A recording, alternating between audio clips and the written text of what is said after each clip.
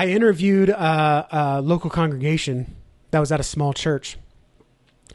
And I said, what made you go to this church?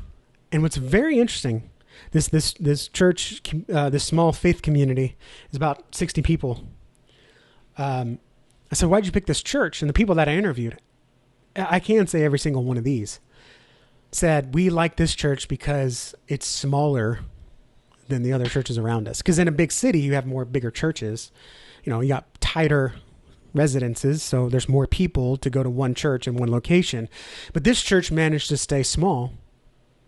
And they looked at it like a bad thing. They kept saying, oh, we're just a small church. You know, even when I'm talking, tell me about your church. Well, we're just a small church. See, they thought that they were in competition with big churches and they couldn't do what the big churches were doing. The good news is now that this marketing revolution that we're entering into, it levels the playing field. And that small churches can get just as much attention and bring it to God as the big churches. You just have to desire to do it. Because the problem that this church faced and a lot of small churches face is they keep saying, we're just a small church. We can't do that because we're just a small church. If you keep thinking you're small, you're going to stay small. If you keep putting God in a box and that you can't grow us because we're only this size, you're going to stay that size and God's going to stay in that box.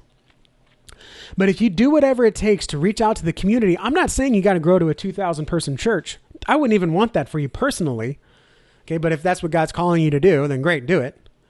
Okay, but maybe God wants you to reach more people. So instead of 60 people on Sunday, you can have 120 on Sunday. You could have 200 online. You could be feeding 400 families because you've got 800 people invested in what your church is doing. Like you are planted for a purpose, and to say that we're just a small church is telling me that you're just happy with the people that you have. And you don't really have an evangelistic mindset, a discipleship-focused mindset. And you're really a church for the saints rather than a church on the move. And you may not want to admit that. And it's a very hard thing to admit. But if you want to be a church on the move, if you want to be a disciples who making disciples, if you want to grow as a church, I'm not saying you have to grow to 10,000 or 2,000 or 1,000 or even 500, but you got to have some kind of growth so you can eventually multiply.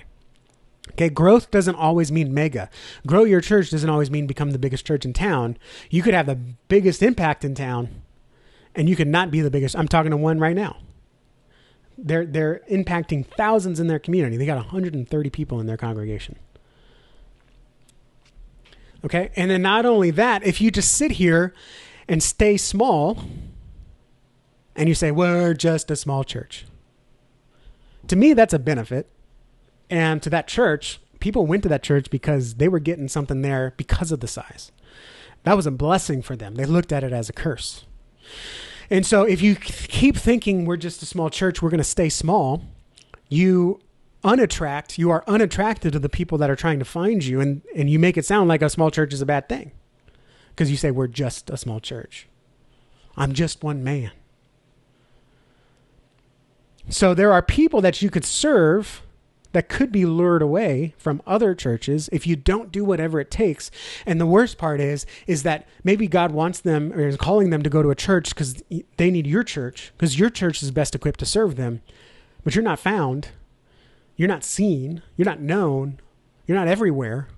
You're not clear. You're not remembered. You're not intentional. You're not engaging. You're not reputable. And so they don't know you. And they go to a false prophet, a false teacher, a wolf in sheep's clothing. And this is why our definitive church marketing method is actually created for small churches. Okay. You can be a church as little as 30, as large as 700, as large as 1,000. This isn't something where we're trying to take a small church and do what large churches are doing. This is what we're doing to get small churches more attention and on the map, to where large churches are asking them, who's doing this for you? Why are small churches showing up more than our church? And it gets them to start thinking, what are we doing? Right? We're just a church for the church.